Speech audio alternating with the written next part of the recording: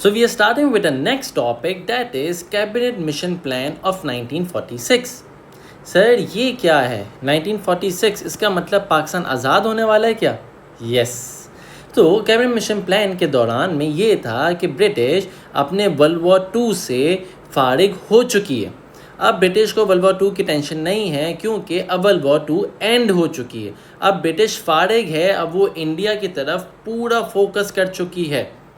अब ब्रिटिश ने ये सोचा कि हम इंडिया का आखिरकार फैसला कर ही देते हैं, क्योंकि बहुत मसले क्रिएट हो रहे थे इन दौरान 1946। बहुत ज़्यादा नेशनलिस्ट मूवमेंट शुरू हो रही थी और कांग्रेस एएमएल दोनों बहुत ज़्यादा प्रोटेस्ट, बहुत ज़्यादा डेमोन्स्ट्रेशंस कर रहे थे। तो ब्रिटिश ने सोचा अब हम एक आखिरी बार फैसला कर देते हैं।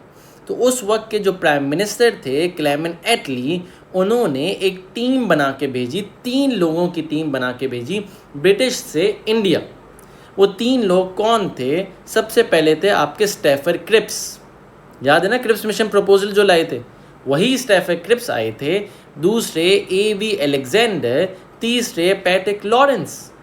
ये 3 लोग आए थे ब्रिटिश की तरफ से इंडिया का फैसला करने के लिए, और इसका नाम पड़ा cabinet mission plan. Cabinet mission plan इसलिए नाम पड़ा क्योंकि ये जो 3 लोग हैं ये सारे कैबिनेट के मेंबर्स थे, ब्रिटिश के कैबिनेट के मेंबर्स थे, इसीलिए इसका नाम पड़ गया कैबिनेट मिशन प्लान ऑफ 1946। ठीक है सर, इसमें अब हुआ क्या ये तो बता दें। तो चलो आगे शुरू करते हैं। कैबिनेट मिशन प्लान का प्रपोजल ये था कि अब हम इंडिया को तीन चीज़ों में डिवाइड कर दें, 3 ग्रुप्स में डिवाइड कर देते हैं। सबसे पहला होगा group A, group B and group C. ये 3 ग्रुप्स में हम डिवाइड कर देते हैं इंडिया को। सबसे पहला जो ग्रुप ए है, आप ये मैप भी देख सकते हैं, जो सबसे पहला आपका ग्रुप ए है उसमें मुस्लिम मेजॉरिटी एरियाज़ हैं, बलूचिस्तान, पंजाब, सिंध एंड NWFP। ये आपके 4 प्रोविंसेस हैं, ये है मुस्लिम मेजॉरिटी एरिया।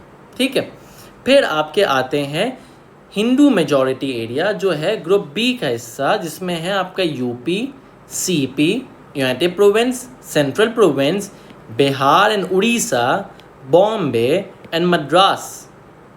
ये आपके जो प्रोविंसेस हैं ये हिंदू मेजॉरिटी एरिया। तीसरे हैं बंगाल और असम।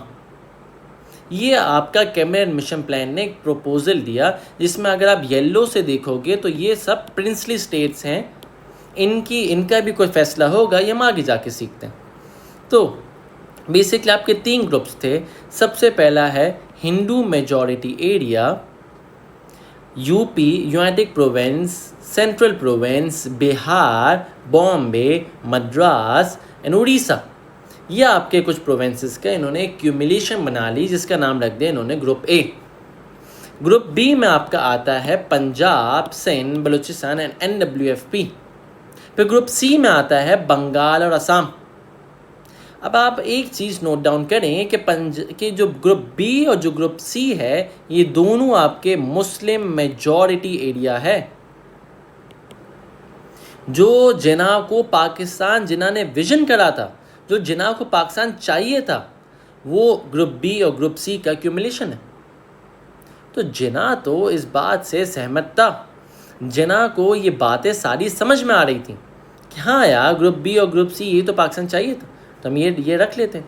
अच्छा, कैबिनेट मिशन प्लान में कुछ बातें ये थी कि ये जो 3 ग्रुप्स हमने बनाए हैं, इनके अंदर जो प्रोविंसेस हैं ये अपना सारा कॉन्स्टिट्यूशन खुद बनाएंगे, जो भी सारे मामलात हैं वो खुद देखेंगे। इसका मतलब उनके पास प्रोविंशियल ऑटोनॉमी होगी।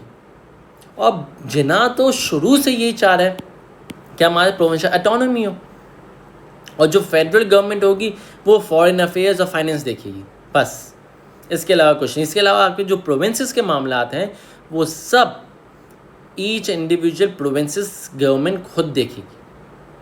ये इन्होंने 3 ग्रुपिंग्स का बनाया, एक प्रपोजल दिया, जिसमें यही था कि प्रोविंस के पास प्रोविंशियल ऑटोनॉमी है, जो जिन्ना चाहता था। जिन्ना को ग्रुप बी भी मिला, जिन्ना को ग्रुप सी भी मिला, जो जिन्ना पाकिस्तान विजन करके बैठा था। ये हमारा कैबिनेट मिशन प्लान।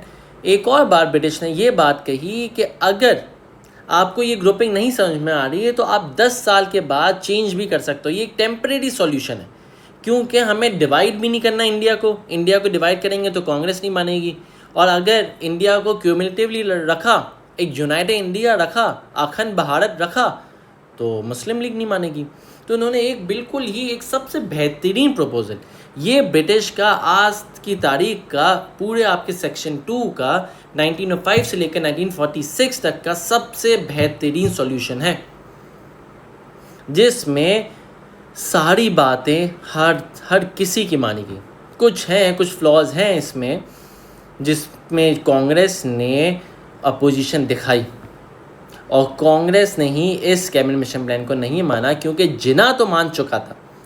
जिन्ना इस बात से अग्री था कि हाँ मुझे ये बात पसंद है, क्योंकि जो मैं पाकिस्तान विजन कर रहा हूँ वह है उससे ज़्यादा ही है। क्योंकि पाकिस्तान अगर डिवाइड होगा तो पंजाब और बंगाल पाकिस्तान को पूरा नहीं मिलेगा, उसका कुछ प्रोपोर्शन मिलेगा। पर इसके अंदर अगर आप देखें तो बंगाल भी आपको पूरा मिल रहा है और पंजाब भी आपको पूरा मिल रहा है। देखिए, वरना आपका पंजाब यहाँ पर आके ख़त्म हो रहा है। फिर जो आगे के एरियाज़ हैं ये आपको बाद में, अगर पार्टीशन है 1947 में जो इंडिया पाकिस्तान का पार्टीशन हुआ, तो ये सारे एरिया इंडिया को गए थे। तो जिन्ना को तो ये बात की खुशी थी कि हाँ, मैंने जो विजन करा उससे ज़्यादा ही मुझे मिल रहा है, तो मैं तो इस बात को एक्सेप्ट करूँगा। कैबिनेट मिशन प्लान में बेसिकली तीन ग्रुपिंग्स हुई थी, और 3 ग्रुपिंग्स के बाद इन्होंने ये सारे प्रोविंशियल ऑटोनॉमी दिए थे। Group A Muslim majority, group A Hindu majority, group B and group C Muslim majority, जो विजन था जिन्ना का। और ये इन्होंने एक बात कही कि 10 साल तक आप ये टेम्परेरी सॉल्यूशन चलाओ, अगर मज़ा आए तो आगे लेकर चलना, अगर नहीं आए तो उसको चेंज कर देना। ब्रिटिश का इतना सही कहना था, ठीक। जिन्ना को बात पसंद आई, पर नेहरू, कांग्रेस का मेंबर नेहरू, जवाहरलाल नेहरू को ये बात बिल्कुल नहीं पसंद आई। नेहरू ने कहा नहीं, मैं ये इस ग्रुपिंग्स को नहीं मानता, और वंस ब्रिटिश लेफ्ट इंडिया, मैं इस बात का ज़िम्मेदार नहीं होऊंगा कि मैं अगले दिन ही सारे ग्रुपिंग्स ख़त्म कर दूं और मैं एक यूनाइटेड इंडिया दोबारा से बना दूं, मैं प्रोविंशियल ऑटोनॉमी ख़त्म कर दूं। इस बात का मैं वादा नहीं करता कि मैं ये 10 साल तक लेकर चलूँगा। जिन्ना ने कहा ये क्या कर रहे हो भाई, ये तो बदतमीज़ी पर आ गए तुम, तो छोड़ दो, अब मुझे भी ये कैबिनेट मिशन प्लान मंजूर नहीं है, अब मुझे पाकिस्तान चाहिए। इसी वक्त अब्दुल कलाम आज़ाद ने एक बात कही कि Jinnah did not make Pakistan but Nehru did, क्योंकि जिन्ना तो इस कैबिनेट मिशन प्लान को मान चुका था, पाकिस्तान की जो फरियाद थी वो ख़त्म कर चुका था जिन्ना, पर नेहरू ने कहा कि मैं इस ग्रुपिंग्स का वादा नहीं करता कि मैं इसको 10 साल तक देखता हूँ। ये जो नेहरू का रिजिड एटीट्यूड था, इस वजह से जिन्ना ने पे कैबिनेट मिशन प्लान को रिजेक्ट करा और वो दोबारा से पाकिस्तान मूवमेंट की तरफ आ गए। वरना इन कुछ दिनों के लिए, कुछ लम्हे के लिए, कुछ वक्त के लिए, कुछ टाइम के लिए जिन्ना पाकिस्तान को भूल चुके थे। ये 3 ग्रुपिंग से अखंड भारत बनता, गांधी का जो विज़न था वो भी फुलफ़िल हो रहा था, जिन्ना का फुलफ़िल हो रहा था, पर नेहरू ने ये मसला क्रिएट करके नेहरू ने खुद पाकिस्तान बनाया।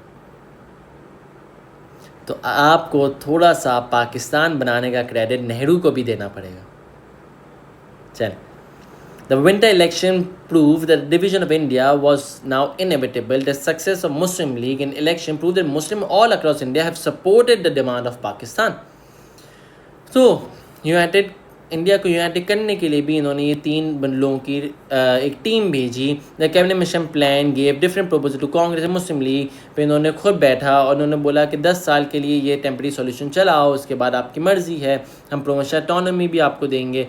और एक बात, प्रिंसली स्टेट जो हैं उनके पास ये ऑप्शन है, वो किसी भी ग्रुप्स में अपने आप को ऐड ऑन कर सकते हैं। अगर वो ऐड ऑन नहीं भी करना चाहते तो ब्रिटिश के साथ कुछ अग्रीमेंट करके वो नया फैसला भी निकाल सकते हैं।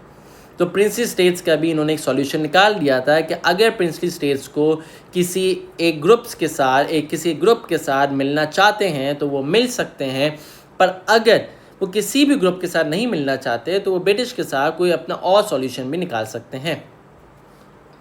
ग्रुप ए में आपके हिंदू मेजॉरिटी होंगे, CP, UP, Bombay, Madras and Calcutta and Bihar.